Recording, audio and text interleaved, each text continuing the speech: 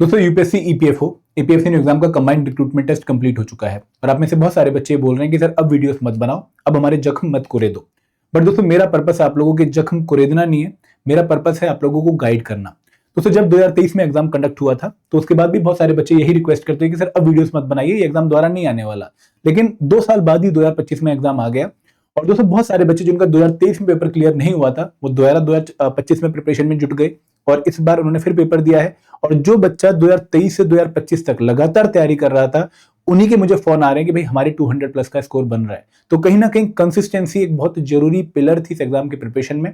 और अगर आप 2027 या 26 में इस एग्जाम को या किसी और सिमिलर एग्जाम को टारगेट करने की सोच रहे हैं तो आप लोगों के लिए इस एग्जाम की लर्निंग्स बहुत इंपॉर्टेंट है। क्योंकि दोस्तों जो भी गलती हमने यहाँ पर कर ली है वो हम अगर रिपीट ना करें तो भी हम एक समझदार इंसान बनेंगे और तभी हम सक्सेस को अपने हाथ जो है लगा पाएंगे। तो यहाँ पर ये वीडियो वही लोग देखें जो कि आगे के लिए इन एग्जाम्स को अप्रोच करने की सोच रहे हैं और इन एग्जाम्स के लिए थोड़ा सा सीरियस हैं। जो बच्चे इस एग्जाम से हट गए हैं वो वीडियो स्किप भी कर सकते हैं। लेकिन आगे बढ़ने से पहले मैं आप लोगों से रिक्वेस्ट करूंगा कि भाई अगर आप लोग यूपीएससी के डिफरेंट आरटी एग्जाम्स की तैयारी कर रहे हैं लाइक एएलसी, एसिक डीडी, ईपीएफओ की, तो आप हमारे चैनल को सब्सक्राइब कर लीजिए अगर आपने सब्सक्राइब नहीं किया है, क्योंकि हम आपको इन एग्जाम्स के regarding quality content time to time provide करते हैं। अब दोस्तों बात करते हैं 5 learning from UPSC EPFO APFC in EO exam. आप लोगों की सबकी अपनी पर्सनलाइज्ड लर्निंग रही होंगी, किसी के लिए कोई लर्निंग रही होगी, किसी के लिए कोई लर्निंग रही होगी।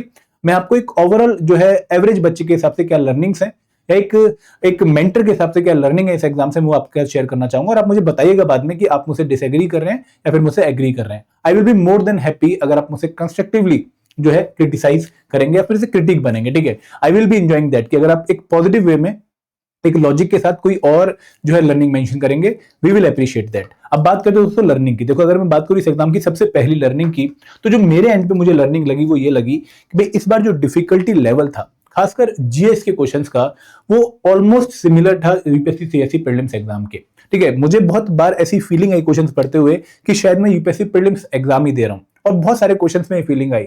ऐसा नहीं कि सिर्फ आपको लिमिटेड क्वेश्चन में ही आई। देखो यूपीएससी सीएससी प्रीलिम्स एग्जाम की एक अदा है, ठीक है। जो लोग यूपीएससी प्रीलिम्स एग्जाम से जो है बिलोंग करते हैं वो जानते हैं कि उस एग्जाम की एक अदा है।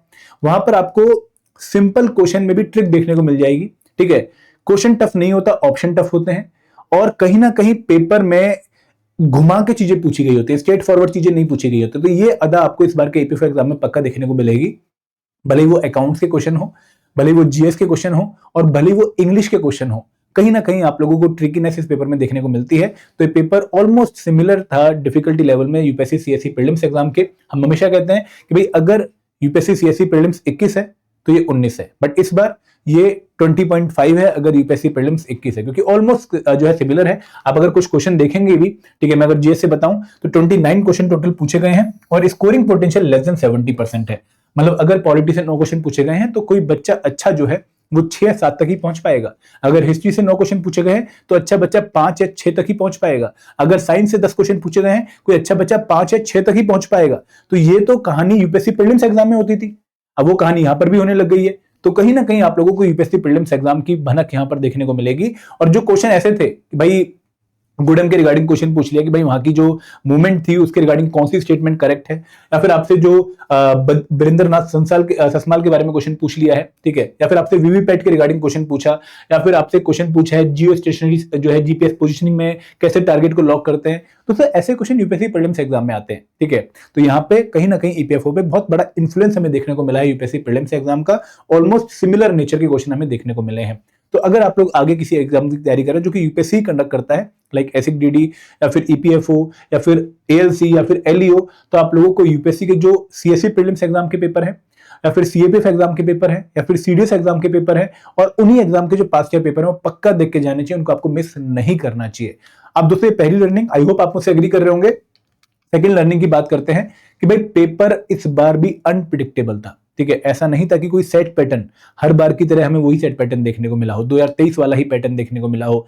चीजें चेंज हुई हैं, ठीक है। कुछ कंपोनेंट्स में आप लोगों को वेटेज में एक बहुत बड़ा उतार चढ़ाव देखने को मिला है, ठीक है। और पेपर लेंदी था, ट्रिकी था, मतलब स्ट्रेट फॉरवर्ड क्वेश्चन लग रहे थे, बट बाद में अगर ध्यान से पढ़ो, ध्यान से सोचने की कोशिश करो तो आंसर कुछ और भी हो सकता था, ऐसी फीलिंग भी आ रही थी, ठीक है। तो यहाँ पे बहुत तरीके से, बहुत केयरफुल होकर आपको पेपर सॉल्व करना चाहिए था। अगर मैं पेपर लेंदी की बात करूं, अनप्रिडिक्टेबल की बात करूं, तो 2015 का जो एपीएफसी एग्जाम हुआ था, मैं इस बार एपीएफसी का रेफरेंस ही लूंगा। 40 क्वेश्चन इजी थे आउट ऑफ 120, 70 मॉडरेट थे और 10 ही क्वेश्चन टफ थे उस टाइम पर। 2023 में 37 क्वेश्चन इजी थे, नंबर ऑफ इजी क्वेश्चन कम हो गए, ठीक है, मॉडरेट क्वेश्चन 63 थे और टफ क्वेश्चन 20 थे। इस बार 32 क्वेश्चन इजी थे, 52 क्वेश्चन टफ थे, मॉडरेट थे और 36 नंबर ऑफ डिफिकल्ट क्वेश्चन कहीं ना कहीं बहुत बड़े लेवल पे, मतलब ऑलमोस्ट आप देखें तो 80% number of difficult question increase हो गए।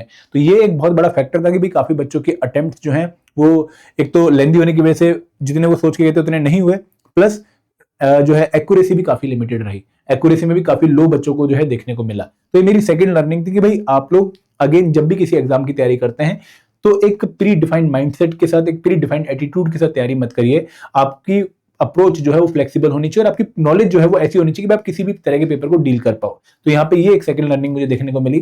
थर्ड लर्निंग मुझे क्या देखने को मिली कि भाई don't underestimate the importance of QRE plus current affair. दोस्तों आप जो लोग मुझे पहले से जानते हैं शायद मुझसे एग्री करेंगे कि मैं स्टार्टिंग से, जब हम पहले दिन से गाइडेंस आपको दे रहे हैं, मैं हमेशा कह रहा था कि भाई डेली 1 घंटा अल्टरनेट बेसिस पे आपको क्वांट और इंग्लिश को देना चाहिए और डेली 1 से 1.5 घंटा आप लोगों को करंट अफेयर को देना चाहिए। तो ये मैंने बहुत स्टार्टिंग से बोला, मैं ये नहीं बोलूंगा कि मैं इसका जो है मतलब मैंने ही आप लोगों को जो है सब कुछ करने के लिए बोला, आप ही मतलब नहीं कर पाए, ऐसा नहीं। मैं ये सलाह आपको दे रहा था पक्का कि भाई आप 1 घंटे डेली क्वेरी करिए, ये इंपॉर्टेंट है। क्वांट और इंग्लिश बहुत इंपॉर्टेंट है, आपको अल्टरनेट डे पर क्वांट और इंग्लिश डेली टिल एग्जाम करना चाहिए क्योंकि आपकी रिदम मेंटेन रहनी चाहिए और काफी अच्छे स्कोरिंग पोटेंशियल इन कंपोनेंट्स में है और वेटेज भी काफी हाई है। Plus current affair, daily current affair. बहुत सारे बच्चे ऐसे थे जो मुझसे जुड़े हुए थे, उन्होंने लास्ट मंथ तक करंट अफेयर को टच नहीं किया, बाकी GS component, accounts, iron labour law में ही घुसे रहे। करंट अफेयर भी एक इंपॉर्टेंट कंपोनेंट है। तो यहाँ पे क्यूआरई प्लस करंट अफेयर की जो वेटेज थी इस बार एग्जामिनेशन में वो 51 थी। इंग्लिश से 20 क्वेश्चन पूछे गए, क्वांट से 12 क्वेश्चन पूछे गए, ठीक है, रीजनिंग से 2 क्वेश्चन पूछे गए, एक क्वेश्चन स्टैट से पूछा गया और करंट अफेयर से 16 क्वेश्चन पूछे गए। तो टोटल 51 क्वेश्चन आप लोगों को देखने को मिले क्यूआरई प्लस करंट अफेयर से।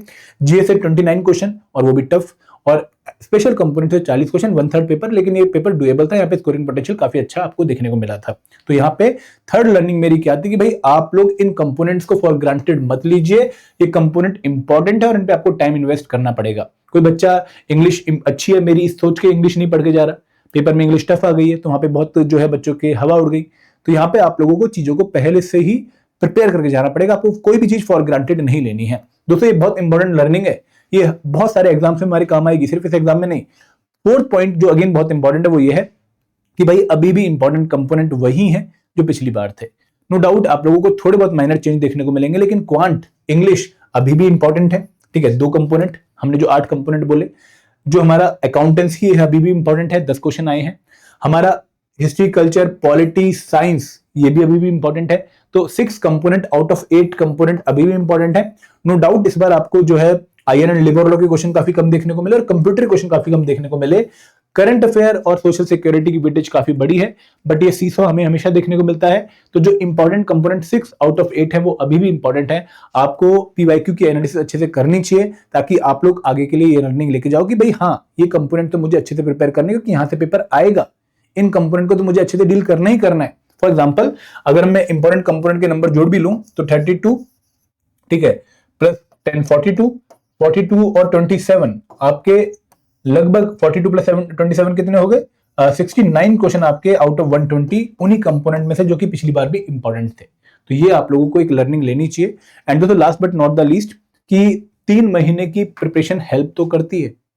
एग्जाम की नोटिफिकेशन आने के बाद बहुत सारे बच्चों ने प्रिपरेशन स्टार्ट करी, उन्होंने हेल्प तो करी, but it might not be enough. आप खुद शायद फील कर रहे होंगे कि हाँ अगर थोड़ा सा टाइम में और लगा देता, जैसे यूपीएससी मेंस वाला बच्चा, सीजीएल वाला बच्चा, स्टेट पीसीएस वाला बच्चा जो कि अक्टूबर में, नवंबर में तैयारी स्टार्ट कर रहा था, कहीं ना कहीं उसको फीलिंग आई होगी पेपर देते हुए कि यार अगर थोड़ा सा टाइम पहले मिल जाता या फिर पहले स्टार्ट कर लेता तो ये पेपर पक्का फोड़ देता। बहुत सारे बच्चों ने मुझे कॉल करके यही बोला कि सर पेपर ऐसा नहीं था कि डुएबल नहीं था, बट टाइम हमारे पास कम था, हमने प्रिपरेशन ही बहुत कम कर रखी थी। तो यहाँ पे आप लोगों को ध्यान रखना है कि भाई अर्ली जितना आप स्टार्ट करोगे प्रिपरेशन को उतने स्ट्रॉन्गर आपके चांस रहेंगे इस एग्जाम को क्वालिफाई करने के। तो इस लर्निंग पे मैं आपको यही पॉइंट बोलना चाहूंगा कि भाई आप अभी से ईपीएफओ एग्जाम की तैयारी स्टार्ट मत करो 2027 के या 28 के, जब भी एग्जाम आएगा अभी से तैयारी स्टार्ट करने की जरूरत नहीं है।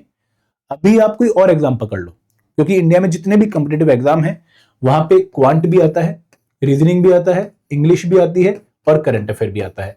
तो ये 4 कंपोनेंट अगर आपके प्रिपेयर्ड हैं, आपके टच में हैं, ऑन द टोज हैं आपके, तो आप पेपर में मैं हर बार की जो है वेटेज नहीं लूंगा, मैं एक एवरेज वेटेज लूंगा कि 45 क्वेश्चन के आसपास कभी भी टारगेट कर सकते हैं। You are almost every day 1/3 prepared for the EPFO exam.